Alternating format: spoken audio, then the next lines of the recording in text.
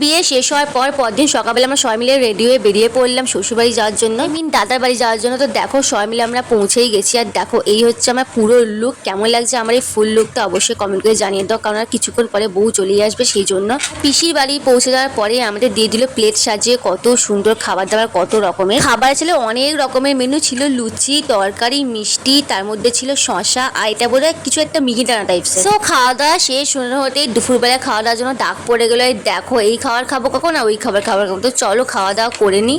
তো আমরা তো চলেই এসেছি বড় পিসির বাড়িতে, আর একটু পরেই আমরা সাজগুজু করবো। তো চলো খাওয়া দাওয়া করি না। আর এই দিকে দেখো কত সুন্দর করে ডেকোরেশন করে দিয়েছে চারদিকটা।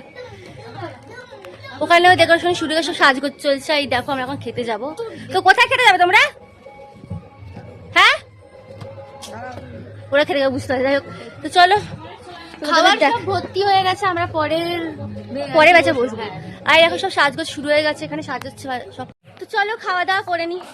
মেয়েটে সিম্পল খাবার ছিল, যেহেতু রাতেরবেলা আরো রিচ রান্না হতে চলেছে, সেই জন্য দেখো এই খাবার দাবার খাওয়ার পরে কিন্তু বর বউ দুজনেই চলে এসেছে। পরে পিসি কিন্তু ওদেরকে খুব সুন্দর করে বরণটা করে নিল। বরণ হয়ে যাওয়ার পরে এইবার বর বউয়ের এন্ট্রি হওয়ার পালা। তো দেখো এটা কিন্তু মন্দিরে প্রণাম করেই চলে এসেছে। আসার পরেই শুরু হয়ে গেছে জমজমাদার কাণ্ড। মানে শালীরা বরকে কিছুতেই ঢুকতে দেবে না, 10,000 টাকা দাবি করছে। যাই হোক বর বউ অনেক কষ্টে ঢুকে গেল। এইদিকে দেখো দাদার এখানে শুয়ে আছে, বললাম চল আমাকে ঘুরতে নিতে। তারপর আমরা ঘুরতে গেলাম।